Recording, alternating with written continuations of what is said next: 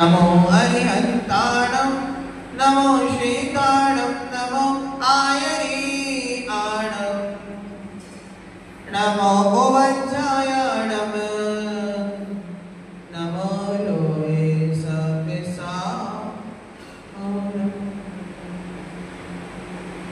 जय बोलिए अनंत सिद्ध परमेश्वरी परम भगवान की। 1008 मूल नायक श्री वर्धमान शासन नायक श्री वर्धमान भगवान की। 1008 श्री वर्धमान प्रभु वह आदिनाथ शांतिनाथ पार्श्वनाथ भगवान की। आचार्य भगवान श्री कुंद कुंद स्वामी महामुनिराज की।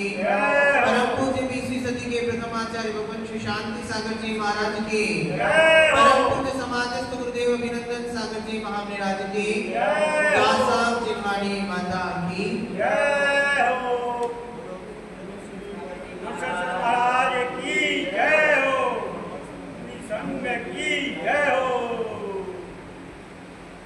संसार में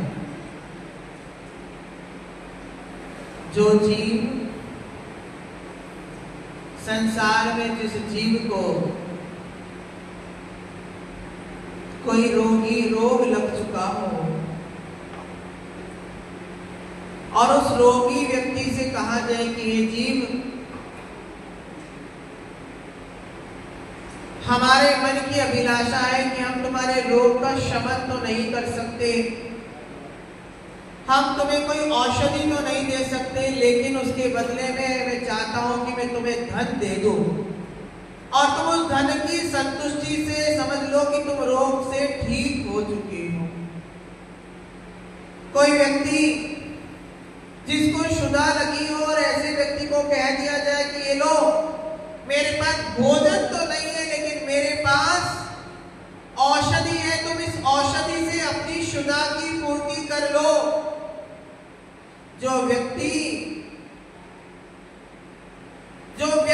तृषा से पीड़ित है, उस व्यक्ति को तुम अपने मुख से कह दो कि मेरे पास पानी पीने के लिए तो नहीं है लेकिन मेरे पास 56 भोग बने हुए तैयार रखे हुए हैं। आचार्य भगवंत कह रहे हैं कि रोगी व्यक्ति को कितना भी धन देना, वो रोगी व्यक्ति के लिए धन काम का एक वस्तु नहीं है।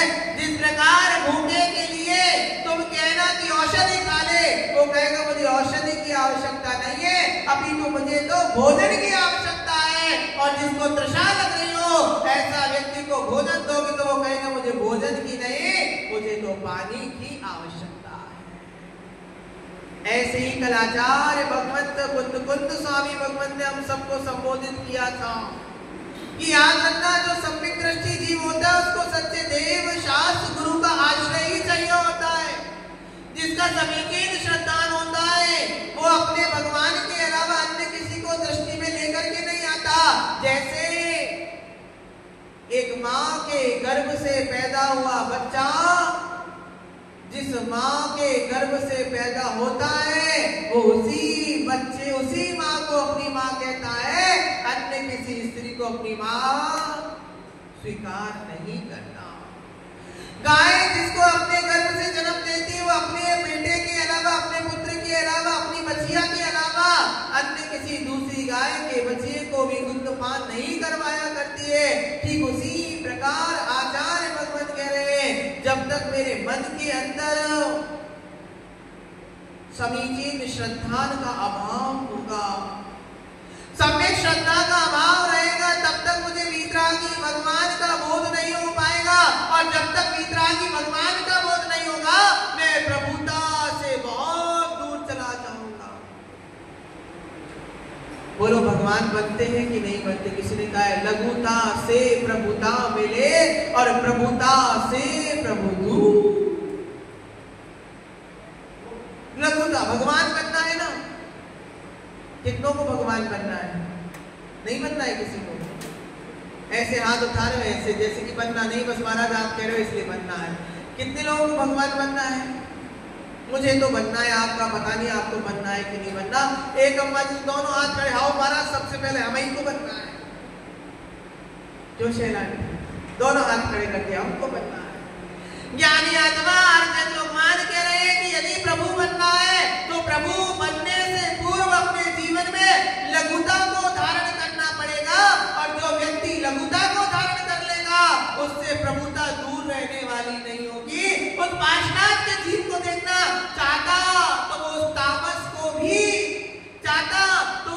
उसी को भी प्रतिकार कर सकता था, लेकिन उसने क्या कहा, ये मुझसे उम्र में बड़ा है और उसकी उम्र की मुझे कदर करना होगा, इसलिए प्रभु ने उससे वाद विवाद नहीं किया, अभी तू अपना बात को बताया और इस स्थान से चलते बन गए। यानी आत्मा प्रभु कह रहे हैं कि जब तक लघुता नहीं होगी, गगन चूमते शिखर है, भूस्पर्शी क्यों द्वार, मानो हमसे कह रहे नत बन मत मत धार। पहले का समय हुआ करता था जब मंदिर के शिखर बहुत ऊंचे ऊंचे हुआ करते। आपके मंदिर का शिखर कितना ऊंचा है? क्यों होता है शिखर का द्वार ऊंचा? शिखर इतना ऊंचा क्यों बनाया जाता है? याद रखना, प्रभु के मंदिर का शिखर इसलिए हुआ करता है कि जो पहले का जमाना हुआ करता था उसमें लोग सर के ऊपर साफा पहना करते थे, पगड़ी पहना करते थे, और वो पगड़ी उनकी आन बान और शान हुआ करती थी। आज भी आप हमारे राजस्थान में चले जाना, यदि कोई बाहर का मेहमान आता है तो उसकी शान के लिए उसके स्वागत में क्या पहनाते हैं? पगड़ी पहनाई जाती है कि आप हमारे यहाँ पर आए हो और हम आपकी आन बान की समझते हैं, इसलिए हम आपको पगड़ी पहनाते हैं। भले ही छोटी पगड़ी पहनाएंगे, लेकिन हर व्यक्ति के स्वागत में पगड़ी पहनाई जाती है। तो आचार्य भगवान कहते जब पगड़ी पहनाता था उसका स्वाभिमान बढ़ जाया करता था, उसका मान बढ़ जाया करता था। लेकिन जब वो प्रभु के दर्शन करने आता था तो वो प्रभु के शिखर का जब देखता था, तो शिखर जब दर्शन करता था या प्रभु के शिखर के स्वर्ण कलश को देखता था तो क्या होता था? सर को, और क्या होता जब ऊपर देखता था तो सर पर लगी हुई पगड़ी थी वो क्या हो जाती थी? गिर जाया करती थी। ये सूचक हुआ करता था कि ऐसा आदमी प्रभु के दर्शन करने आया है, लघुता को अपने जीवन में लेकर के आया है। और जो व्यक्ति अपने जीवन में लघुता को लेकर के आएगा उसको भगवान बनने से कोई भी रोकने में संभव होने वाला। आपने देखा कभी पानी भरने गए, कुएं पर पानी भरने गए कि नहीं गए? कभी घड़ा करो, पुजारी के भरोसे मत छोड़ा। ज्ञानी आत्मा, आज मैं सच्चे धर्म का उपदेश करने के लिए यहाँ पर बैठा हूँ। मैं सच्चे धर्म का सार बताने के लिए तुम्हें बैठा हूँ, और सच्चे धर्म का सार यही कहता है कि श्रावक बने हो, यदि श्रावक धर्म को पाला है और दिनेश भगवान का पूजन अभिषेक का पुण्य चाहते हो तो अपने जीवन में एक बात ध्यान रख लेना, जैसे एक महिला अपने गर्भ में से बच्चे को जन्म देने के बाद उसके दूध पान स्वयं के स्तन से कराती है, उसका लालन पोषण स्वयं से करती है, तब जाके वो बच्चा उस माँ को माँ रूप में स्वीकार कर पाता है। ऐसे यदि सच्चे श्रावक हो तो प्रभु की एक एक क्रिया पर से नहीं निज से करना प्रारंभ कर दो। मैं हमेशा हर व्यक्ति को एक बात बोलता हूँ, कितनी भी बड़ी व्यवस्थाएं तुम्हारे पास हो, कितना भी धन वैभव रुपया पैसा तुम्हारे पास हो, लेकिन जीवन में याद रखना प्रभु का अभिषेक कभी पर के माध्यम से नहीं, स्वयं के माध्यम से कराना। जितना पुण्य भगवान के ऊपर जल चढ़ाने से नहीं मिलता। सुदर्शन भैया, हम तो आते हैं 7 बजे, 6:30 पौने 7 बजे आते, पुजारी तैयारी करके रख देता है, हम आते बस अपनी कलसी भरी और प्रभु को धमाधम धमाधम धमाधम दिलाते चले गए। ज्ञानी आत्मा आचार्य भगवान कह रहे हैं इसमें पुण्य का लाभ होने वाला नहीं है। नरसिंह जी सुन रहे हो कि नहीं सुन रहे हो? केवल प्रभु के सर पर कलश चढ़ा देने से धर्म होने वाला नहीं है, केवल प्रभु के सर पर जल चढ़ा देने से तुम्हारा श्रावक धर्म पलने वाला नहीं है। मैंने एक नहीं जिस दिन आया था उस दिन मैंने श्रावक धर्म की परिभाषा देते हुए समझाया था कि श्रावक धर्म की परिभाषा में यदि सबसे पहली वस्तु कोई है तो उसका नाम है विवेक की बुद्धि का होना, विवेक का होना। और विवेक कहता है कि पुण्य खाली भगवान के ऊपर जल चढ़ाने से नहीं मिलता, अपितु पुण्य भगवान की अभिषेक की प्रत्येक क्रिया को विवेक के साथ करने से मिलता है। आज आचार्य भगवान मोक्ष का मूल बताने वाले हैं आपको गाथा के माध्यम से, और वो मोक्ष के मूल के माध्यम से बताएंगे कि जिस प्रकार आम दिखने में सबको अच्छा लगता है और खाने में अच्छा लगता है कि नहीं लगता है? बोलो, आप लोगों को शायद अच्छा नहीं लगता, पर हमें तो बहुत अच्छा लगता है, इसलिए हम तो अपने मुख से बोलते हैं। अब हमें पता नहीं आपको आम अच्छा लगता है कि नहीं लगता, लेकिन ऐसा सोचता हूँ कि भारत में ऐसा बिरला ही कोई जीव होगा जिसको आम फल अच्छा पुखराज भैया नहीं लगता। आप सभी ने आम को देखा होगा, आम को खाया भी होगा और अपनी दृष्टि से आम को देखा भी होगा। यानी आत्मा हमने आम को देखा, आम को खाया, आम का स्पर्श किया, लेकिन क्या हमने सोचा कि वो आम पैदा कैसे हुआ? क्या हमने विचार किया कि वो आम जो बनकर के तैयार हुआ है, जिसके अंदर इतनी मिठास है, जो इतना मीठा है, आखिर ये आम बनकर के तैयार कैसे हो गया? तो याद रखना, ना केवल आम पेड़ से मिल गया, ना आम केवल टहनी से मिल गया, ना आम केवल गुठली से मिल गया, ना आम केवल तने से प्राप्त हो गया। यदि आम में मिठास आई है और आम नाम का फल पक के तैयार हुआ है, तो इसके पीछे यदि सबसे बड़ा कारण है तो उस पेड़ का मूल हुआ करता है। यदि मूल नहीं होगा, कितना भी तड़ा तना तैयार रहे नरसिंह भैया, वो फल को देने वाला। यानी आपको समझ में आ रहा है कि नहीं आ रहा है? प्रभु कह रहे हैं, मैं नहीं कह रहा, मैं नहीं कह रहा, प्रभु कह रहे हैं कि जब तक मूल नहीं होगा तब तक तना भी नहीं होगा, जब तक तना नहीं होगा तब तक टहनी नहीं होगी, जब तक टहनी नहीं होगी तब तक पत्ता भी नहीं होगा, और जब तक पत्ता नहीं होगा तब तक वो आम की क्या मंजरी आती है ना, क्या बोलते हो आपके यहाँ पर, मोर, जब तक आम की मोर नहीं होगी, और जब तक आम की मोर नहीं होगी तब तक आम भी आने वाला नहीं है। यानी याद रखना, ये सब कुछ यदि किसी पर आधारित है,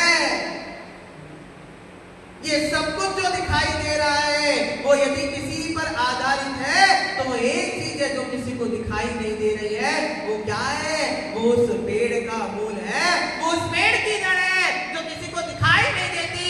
लेकिन ये ध्यान रखना, यदि वो नहीं होगा तो पेड़ का कोई स्वामित्व भाव रहने वाला नहीं है, पेड़ से किसी फल की प्राप्ति होने वाली नहीं है। उसी प्रकार से जब तक धर्म का मूल और मोक्ष का मूल पता नहीं होगा, तब तक मोक्ष की प्राप्ति होने वाला। मंदिर दिखाई दे रहा है कि नहीं दिखाई दे रहा है? बोलो हाँ या ना। ऊंचा वाला शिखर भी दिखाई दे रहा है, नीचे वाला बेसमेंट भी दिखाई दे रहा है, बीच ये वाला ग्राउंड फ्लोर भी दिखाई दे रहा है, ऊपर वाली वेदी भी दिखाई दे रही है, सब कुछ चकाचक दिखाई दे रहा है और बार बार दिख रहा है। लेकिन याद रख लेना, आचार्य भगवान कह रहे हैं सब कुछ दिख रहा है, लेकिन जिस पर ये सब कुछ टिका है उसका नाम क्या होता है? नींव हुआ करता है। लेकिन नींव किसी को दिखाई नहीं देती, और ये श्रद्धान होना चाहिए कि बिना नींव के कभी भी मंदिर नहीं हो सकता, बिना नींव के कभी भी बिल्डिंग नहीं बन सकती, बिना नींव के मकान नहीं बन सकता।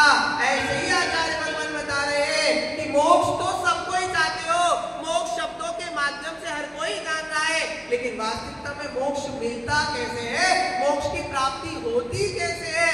तो आज आचार्य भगवंत कुंद स्वामी गाथा में लिखते हुए कह रहे हैं, सम्मतरयण सारम।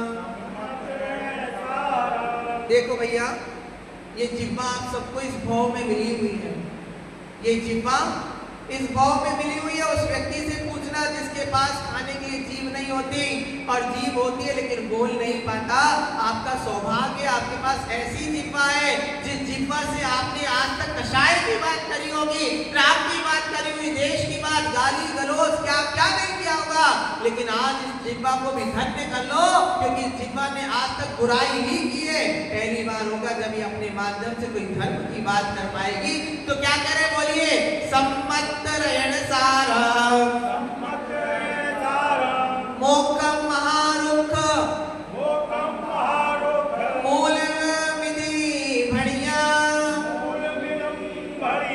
मूल विधि भड़िया तम जाने जैनिच्छे तम जाने जैनिच्छे व्यवहार स्वरूप धो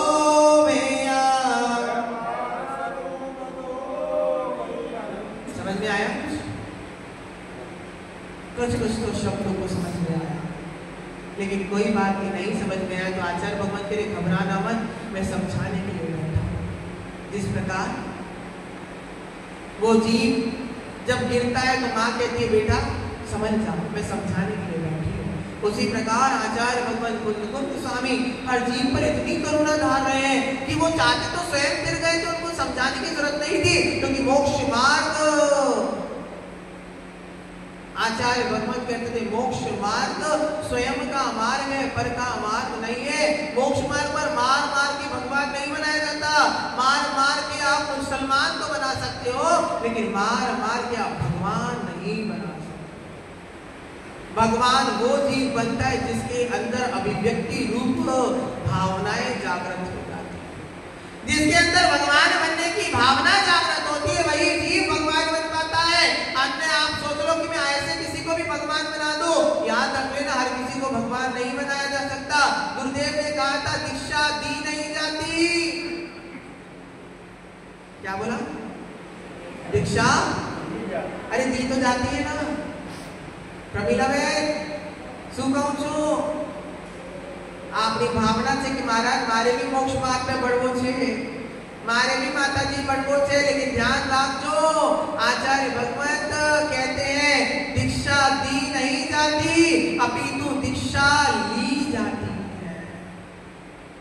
देना जबरदस्ती होता है और लेना अपनी मर्जी की बात हुआ। जब जबरदस्ती किसी को कुछ वस्तु दे दी जाती है तो जब तक उसका मन रहता है वो तब तक उस वस्तु का भोग करता है, और जिस दिन भोग मन भर जाता है वो वस्तु उसको चुभने लग जाती है।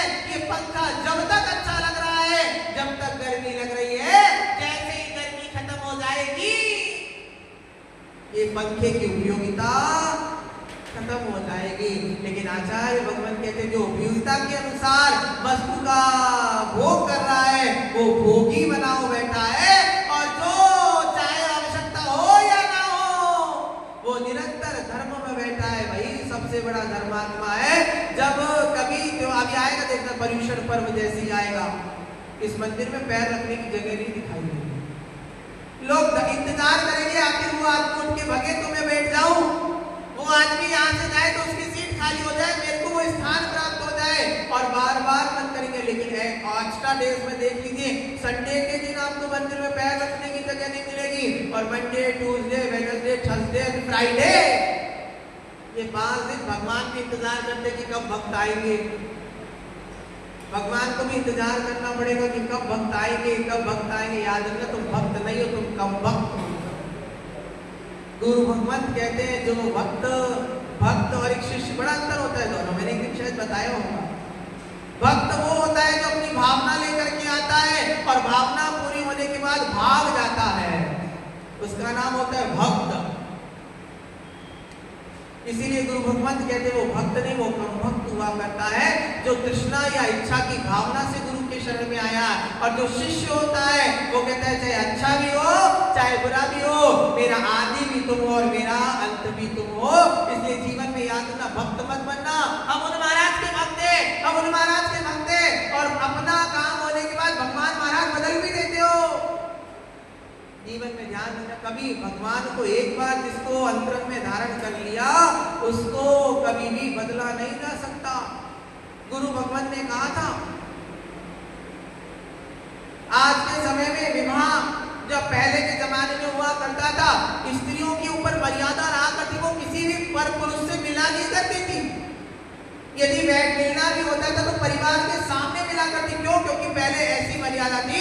शास्त्रों में वर्णन मिलता है कि एक बार स्त्री ने अपने मन में किसी पुरुष के प्रति राग के भाव को भर लिया, अब भले उससे उसका विवाह ना हो, उसने उसके साथ विवाह संबंध के बारे में विचार भी कर लिया, और ऐसी स्त्री यदि पर पुरुष से विवाह भी कर लेती है तो उसको व्यभिचारने की संज्ञा दी जाती है। और आप विचार करना, हम कितनी बार पर के बारे में कैसे कैसे भाव कर लेते हैं, फिर कहाँ हमारा ब्रह्मचर्य सुरक्षित रहने वाला है। इसीलिए याद रखना, हमारे यहाँ पर वो मेना सुंदरी के पिता ने उस पुत्री से पूछा कि यदि तू किसी पुरुष को पसंद करती है तो मुझे बता दे, मैं तेरा विवाह उस पुरुष से करवा दूंगा। तो मैना सुंदरी क्या बोली, आप कौन होते हो मेरा विवाह करवाने वाले? हु आर यू, तुम हो कौन? पिता के अभिमान को चोट लग गई। पिता के अभिमान में ऐसी चोट लगी कि पिता ने कहा, जिस बेटी को मैंने पाला, जिस बेटी को मैंने इतना बड़ा कर दिया, जिस बेटी के लिए मैंने इतने पाप सजो करके लग दिए, और वो बेटी अजय भैया क्या कह रही है कि आप मेरे होते कौन हो विवाह करवाने वाले? अब तो बेटा तुझे मैं इसका फल चखा के रहूंगा। और देख लो, उस अभिमान के पत्थर पर चोट लगी तो उसने क्या किया, उसने अपनी बेटी को भी कोड़ी के संग याद रखना, जब तक हम तुम्हारा मान सम्मान कर रहे हैं तब तक आप हमको अपना मान रहे हो, और जिस दिन हमने तुम्हारा नाम लेना बंद कर दिया, अरे क्या मतलब, तो महाराज हमारा नाम भी नहीं लेते। आजकल जमाने बड़ा टेढ़ा काम है, महाराजों को धर्म कम याद रखना पड़ता है, लोगों के नाम ज्यादा याद नहीं, तो लोग किताबें भूल गए। यानी आत्मा में भूलने के लिए तो आया था, लेकिन तुम भूलने नहीं देते हो। याद रखना, मैंने घर भूलने के लिए छोड़ा था, मैंने घर बुलाने के लिए छोड़ा था, लेकिन यहाँ घर बुला करके आया, परिवार बुला करके आया, और तुम कहते हो मुझे याद कर लेना। यानी याद करूं तो प्रभु को याद करूंगा तो कुछ मिलेगा, और तुम्हें याद करूंगा तो क्यों? नरसिंह बाबा सो रहे हो, नींद आ रही, झपकी लग रहा है, अच्छा ध्यान लग रहा है, बिल्कुल 7वां 8वां 9वां 10वां गुलिस्तान बनी रहा है। ऐसी विशुद्धि भगवान हमको भी प्राप्त हो जाए इस पंचम काल में, तो मेरा भी कल्याण हो जाए। लेकिन ज्ञानी आत्मा ध्यान रखना, अभी तो चौथा और 5वां गुलिस्तान बनने में भी, 5वां गुलिस्तान बनने में भी समय लगा। पर को बुलाने आया था, सच को बुलाने आया था, और मैं पर के बुलाने के चक्कर में ऐसा बोला कि पर ही याद रह गया और निज को भूलता चला गया।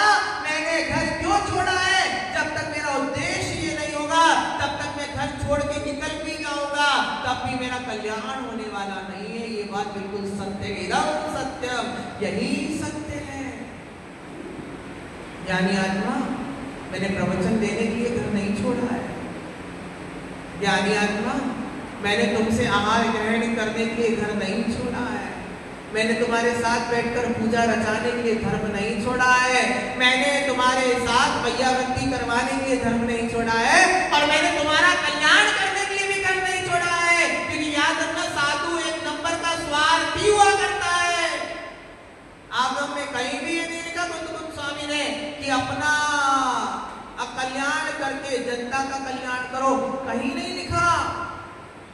वहां पर एक ही बात को लिखा हुआ है कि निज का कल्याण करो, पर के कल्याण में लगोगे तो पर चिंता धमा धमा। क्या कहा? पर चिंता। अब बताओ हम किसकी चिंता कर रहे हैं? हम किसकी चिंता में लगे हुए हैं?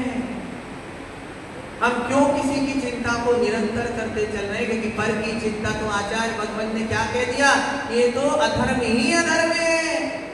तो धर्म क्या है?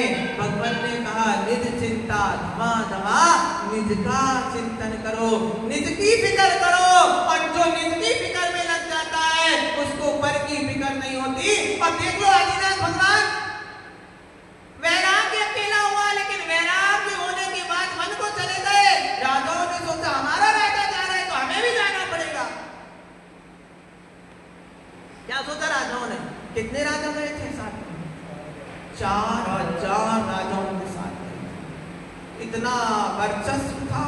तुमसे अभी 4 आदमी इकट्ठे नहीं कराए जाते हैं। वहां प्रभु के साथ कितने 4000 लोग गए।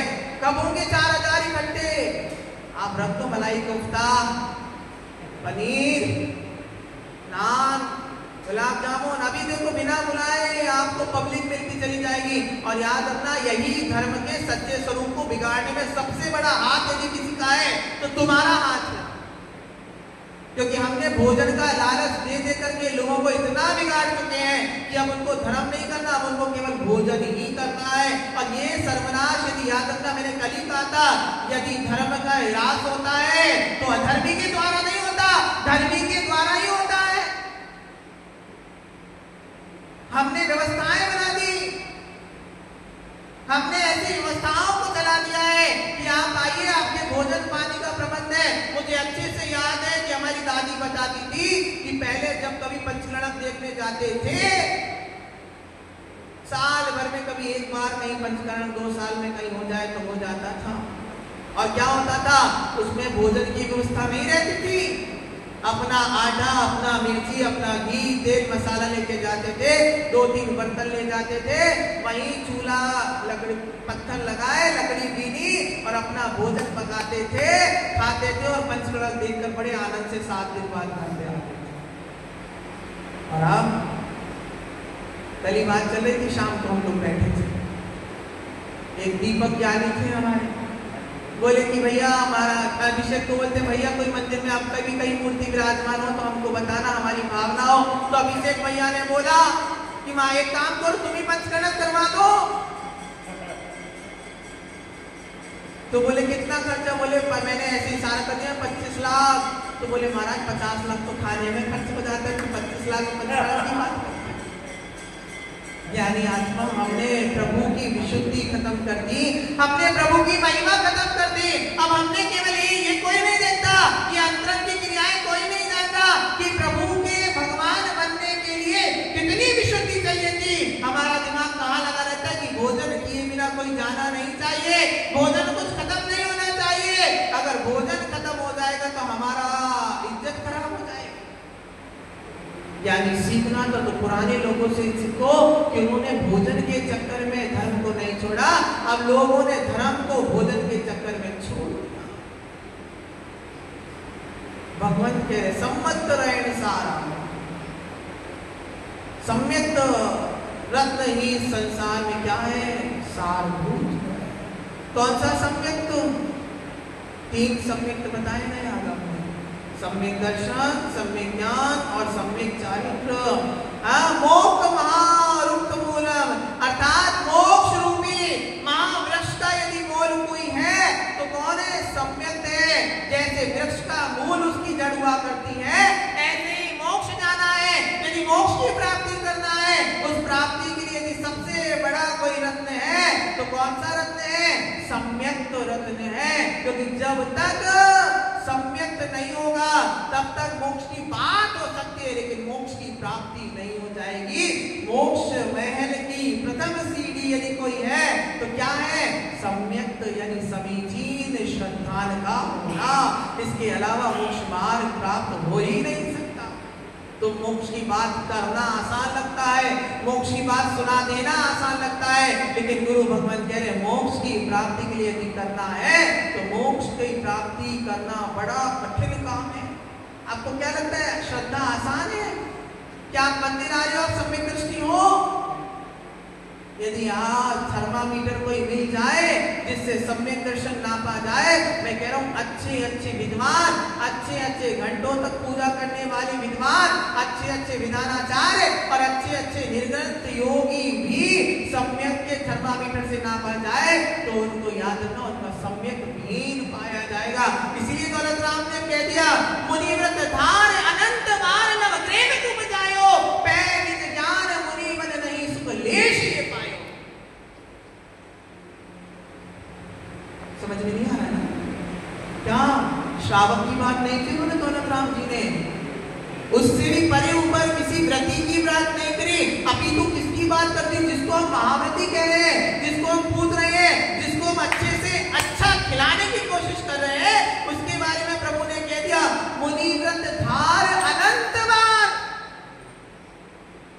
1 बार, 2 बार, 3 बार, 4 बार, 10, 100, 1000, ढाई, सैकड़ा, 1000, लाखा, 10 लाख, करोड़, 10 करोड़, अरब, खरब, नील, महानील और क्या क्या क्या क्या क्या क्या अनंत कह दिया। मुनिव्रत धार अनंत बार क्या उपजायो?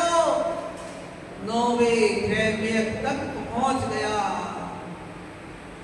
कितनी आयु है वहां की? 27 सागर प्रमाण तक। लेकिन वहां पहुंचने के बाद 21-22 ऐसे होता है ना कैसे? 21, 22, एक एक रेलिंग में एक एक आयु बढ़ती चले, 21, 22, 23, 24, 25, 26, 27, 28,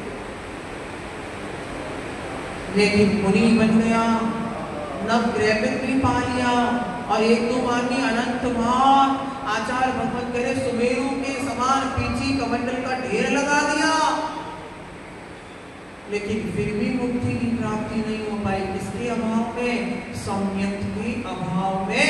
जब मुनि के लिए इतनी बड़ी वर्णन कर सकते हैं तो सोचो श्रावक की क्या बात हुई होगी, उसकी तो कोई गिनती ही नहीं। इसलिए गुरु भगवान ने कहा था द्रव्य से नहीं मुनि बनना, नहीं मुनि होने की कोशिश करना।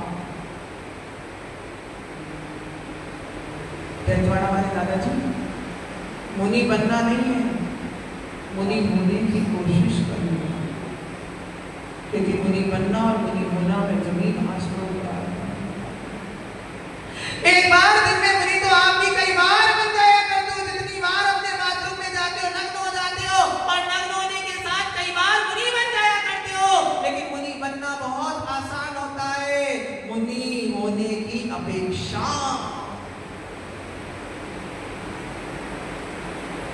क्योंकि जिन्होंने अपने जीवन में आज तक विषय कषाय को नहीं छोड़ा है, जिन्होंने अपने मुनि व्रत बनने के बाद, मुनि व्रतों को धारण करने के बाद मुनि की परिभाषा में उतर कर नहीं आए, वो जीवन में 3 काल में कभी मुनि हो ही नहीं सकते। इसलिए गुरु भगवान कह रहे हैं कि मुनि बन गया, लेकिन किसके? सम्यक के अभाव में बन गया। इसलिए मुनि व्रत का पालन नहीं कर पाया, इसलिए आत्म विशुद्धि को प्राप्त नहीं कर पाया, इसलिए आत्म विशुद्धि की प्राप्ति से बड़ा दूर रह पाया। इस प्रकार जैसे मोक्ष रूपी ब्रह्मावृक्ष का मूल कौन हुआ करता है? सम्यक रत्न ही हुआ करता, और वही सम्यक इस संसार में सारभूत हुआ करता है। यदि ऐसा भणिधाम, ऐसा क्या? ऐसा किसने कहा है? तीर्थंकर भगवंतों ने कहा है। ऐसा जितने सिद्ध भगवंत हुए उन्होंने कहा है, तम तम वह निश्चर व्यवहार सुनो, ऐसा निश्चय और व्यवहार रूप से 2 भेद, मतलब 2 प्रकार के भेद वाला वह सम्यक दर्शन जानना चाहिए। शेष प्रकरण कल जानेंगे, आज समय हो गया। इन्हीं भावनाओं के साथ बुद्ध भगवत